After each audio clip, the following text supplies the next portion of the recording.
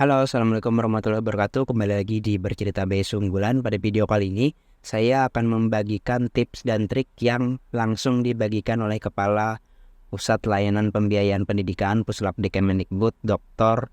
Abdul Kahar MPD. Jadi, beliau pada kegiatan live beasiswa unggulan di Instagram resminya Puslapdik barusan itu menyampaikan tips dan trik bagaimana kawan-kawan bisa lolos di beasiswa unggulan. Ada 2 tips dan trik yang beliau bagikan, dan itu menurut saya tips dan trik yang sangat luar biasa dan juga bisa jadi pegangan dan motivasi bagi kawan-kawan. Yang pertama beliau menyampaikan adalah terkait dimanapun kawan-kawan mendaftar beasiswa itu pasti sifatnya adalah kompetitif. Jadi kawan-kawan banyak sekali yang daftar di beasiswa unggulan.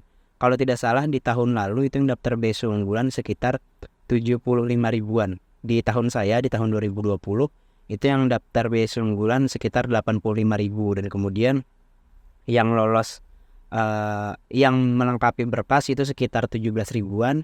Kemudian sampai ke seleksi tahap 1, kemudian seleksi tahap 2, dan alhamdulillah yang menjadi penerima beasiswa unggulan tahun 2020 itu jumlahnya sekitar 2 ribuan orang, dan itu sudah untuk jenjang S1, S2, S3. Jadi bisa dibayangkan kalau kawan-kawan jenjang S1 itu mungkin kuotanya pada 2020 lalu itu sekitar 1000-an orang, dan untuk S2 dan S3 nya itu juga 1000-an orang kayak gitu.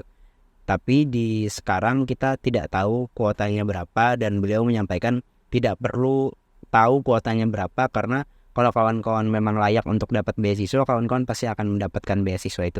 Jadi yang pertama yang beliau sampaikan tadi adalah bagaimana kawan-kawan bisa belajar untuk kompetitif, persaingan dengan banyak saingan kawan-kawan di luar sana. Makanya kemudian di beasiswa unggulan ini karena fleksibel untuk prestasinya, kan boleh dari jenjang kabupaten kota.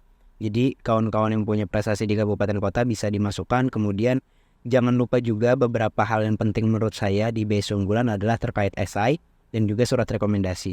Karena di surat rekomendasi kita akan melihat bagaimana karakter kawan-kawan, kita akan melihat bagaimana prestasi kawan-kawan, kita akan melihat bagaimana kompetensi kawan-kawan melalui kolom checklist, misalkan seperti kepemimpinannya, kemudian bagaimana integritasnya dan lain sebagainya. Jadi pastikan surat rekomendasi itu diisi dengan benar, diisi oleh orang-orang yang memang berkompetensi dan juga orang yang dekat dengan kawan-kawan. Saya sudah buat video terkait tips dan trik menyusun surat rekomendasi itu. Kemudian yang tak kalah penting juga adalah esai, karena di esai itu nanti akan terlihat ide dan gagasan kawan-kawan, dan juga bagaimana cara kawan-kawan mengimplementasikan, mewujudkan ide dan gagasan itu setelah kawan-kawan lulus dari studinya nanti. Jadi yang harus diperhatikan adalah hal-hal tersebut.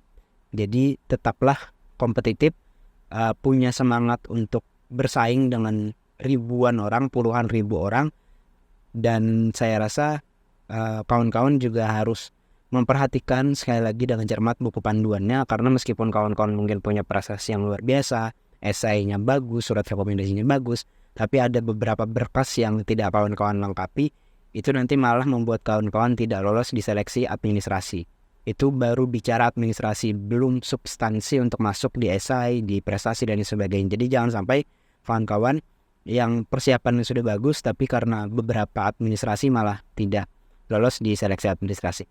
Kemudian yang kedua yang beliau sampaikan pada saat live tadi adalah kawan-kawan juga harus mempersiapkan diri dengan baik. Mempersiapkan diri di sini seperti yang sudah dijelaskan tadi, cobalah baca buku panduan dengan baik, kemudian lengkapi segala persyaratan, kemudian kalau ada beberapa berkas yang formatnya sudah disediakan oleh beasiswa unggulan, ikutilah itu, karena tujuan adanya format kan untuk mempermudah pada saat memverifikasi berkas kawan-kawan nanti. Kalau di format itu kawan-kawan tidak ikuti, saya khawatirnya malah kawan-kawan terlempar dan tidak lolos di beasiswa unggulan. Jadi sebaik-baiknya kawan-kawan sebisa mungkin juga ikutilah format yang sudah ditetapkan oleh beasiswa unggulan. Adapun hal-hal yang belum diatur oleh beasiswa unggulan, kalau kawan-kawan rasa baik, yaitu dimasukkan saja seperti itu. Tapi kalau itu berakibat kurang baik dan lain sebagainya, mungkin tidak perlu dimasukkan.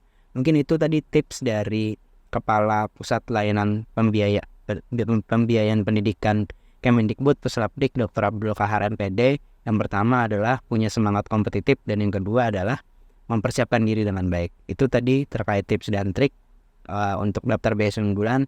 Tetap semangat dalam daftar beasiswa unggulan dan sampai jumpa.